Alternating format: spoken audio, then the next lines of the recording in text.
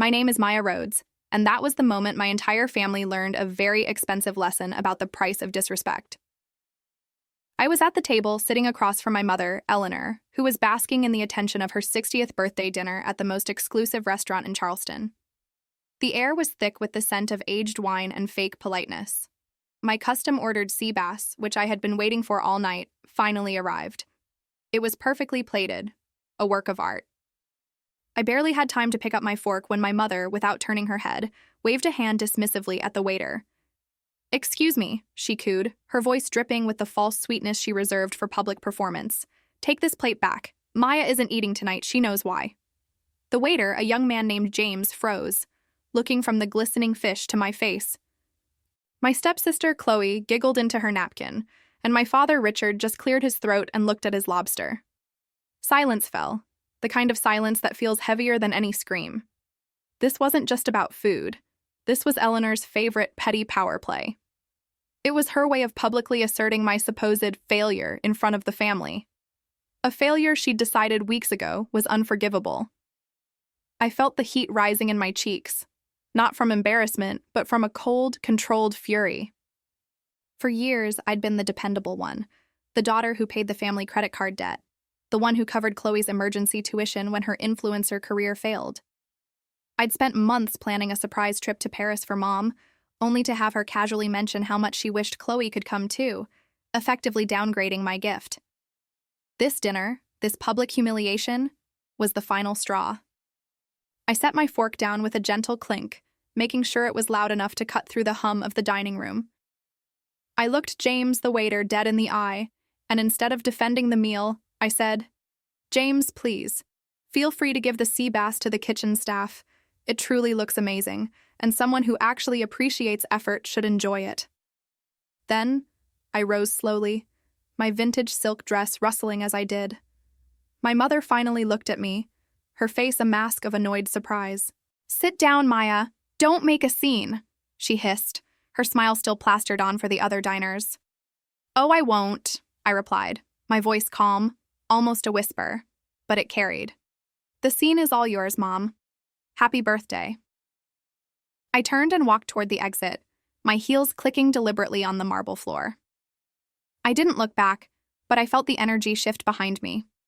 I had just walked away from the most significant family event of the year, leaving them staring at their expensive food. If you've ever had a public moment where you decided enough was enough and took your power back, hit that like button right now. It means the world to know I'm not the only one who had to learn the hard way that self-respect tastes better than any family meal.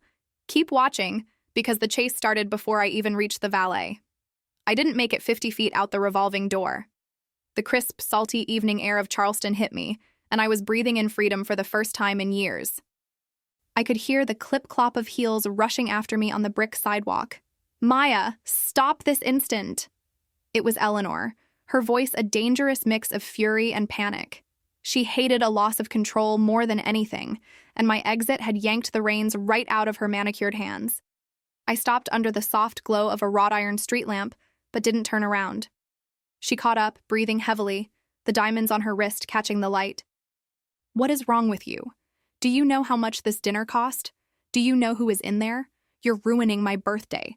Get back inside right now," she demanded. "Your birthday." I finally turned, fixing her with a stare that held 2 decades of resentment. "You mean the one I planned? The one I paid for? The one where you told a waiter to take my food away like I was a misbehaving dog?" "No, Mom. I'm not ruining your birthday. You are." I pulled my phone out. This was the strategic, calculated part. I opened the banking app, went to scheduled payments, and with 2 calm taps, I deleted the wire transfer I'd set up for the following morning. It was a substantial sum, the final payment on the house that she and Dad lived in. They'd been struggling since Dad's investment venture failed, and I, the unforgivable failure, had secretly arranged a loan to save their home from foreclosure, insisting they pay me back in monthly installments they swore they couldn't afford. The payment I just deleted was the final one. I had been paying their mortgage under the guise of an installment plan to me. Now that was gone. "I think you should go back inside, Mom. Your guests are waiting," I said, a genuine cold smile touching my lips. Her face was contorted, still focused on my disobedience. "I won't tell your father you left, but you are not talking to me like this," she shrieked. "I don't care what you tell Dad," I countered. "But you should probably check your email when you get home. I just canceled the transfer for tomorrow, the one for the house." The color drained from her face, far quicker than it had when she was chasing me. "What are you talking about? The bank," she stammered. "Not the bank, Mom. Me. I've been making the mortgage payments for the past 2 years, pretending it was a loan repayment to me, so you could save face with Dad. The house goes to auction next week. I just pulled the plug on the only thing saving you." She looked like she'd been physically struck, her expensive dress suddenly looking wilted. "You wouldn't dare. After everything we've done for you," she whispered, finally seeing past the restaurant drama to the real consequence. I didn't let her finish the sentence. "I dare. You taught me that family is a transactional relationship. I'm just closing my account. Enjoy your 60th. I turned and walked away, this time hailing a cab, leaving her standing alone on the cobblestone street, the laughter from her own party echoing behind her. This wasn't just a reaction. It was a well-timed, necessary countermove that forced them to face the reality of their own actions. For the next 4 months, I didn't speak to them.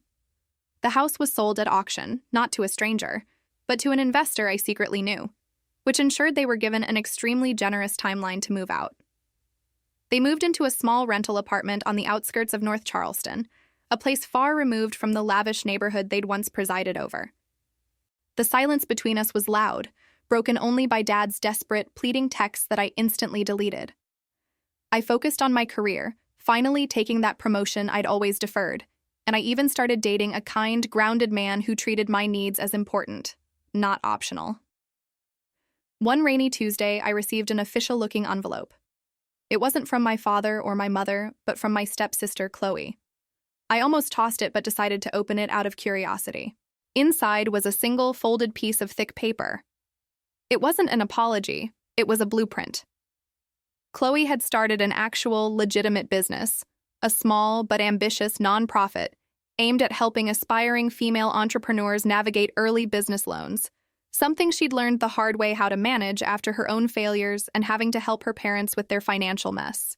At the bottom of the blueprint, in small, neat handwriting, she'd written, "The initial funding for this came from the sale of Mom's old jewelry she sold when the house went. She calls it my consequence. I call it my motivation. I need a loan to buy a small office space. I know I was a part of the problem. If you ever want to forgive me, start here." There was no entitlement, no demand, just a clear, strategic request based on earned responsibility. This was the first hint of genuine, tangible change I'd seen in years. This wasn't the Eleanor I knew, nor the entitled Chloe. This was a new dynamic, forged in the ashes of their former privilege. The final piece of the puzzle came 3 weeks later. I was having lunch downtown when a familiar figure walked up to my table. It was James, the waiter from the restaurant. He looked nervous, but pleased. "Ms. Rhodes, I just wanted to thank you," he said. "The chef let me have that sea bass you ordered. It was the best thing I'd ever tasted. It gave me the courage to quit that place. I start culinary school next month." He smiled a genuine, relieved smile. "And you know who paid the deposit? Your mother. She came back the next day, asked for me, and paid the first month's tuition. She said, 'Some people deserve to be fed.'" He left as quickly as he arrived, leaving me stunned. I didn't call Mom or Dad. I called Chloe. We met for coffee, not at an expensive restaurant, but at a small, bustling spot near her new, modest apartment. The conversation wasn't easy. I didn't pretend the past hadn't happened, and she didn't offer any weak excuses. We talked about the nonprofit, about her new focus, about how the loss of the house, their safety net, had forced both her and Mom to look inward for the first time. She confessed that Mom had started volunteering at a women's shelter, using her sharp organizational skills not for her own social events, but for a true cause. "She's different, Maya," Chloe said simply. "She's actually listening now." The time came for me to make a choice. I had achieved my vengeance, they lost their comfort, they faced reality, and they were forced to change. But did I want that ending to be final? Did I want to carry that cold victory forever? I looked at Chloe, at her sincere eyes and the blueprints for a better life spread across the small table, and I saw a flicker of the sister I might have had. I wasn't going to give them back the house, and I wasn't going back to the old toxic dynamic.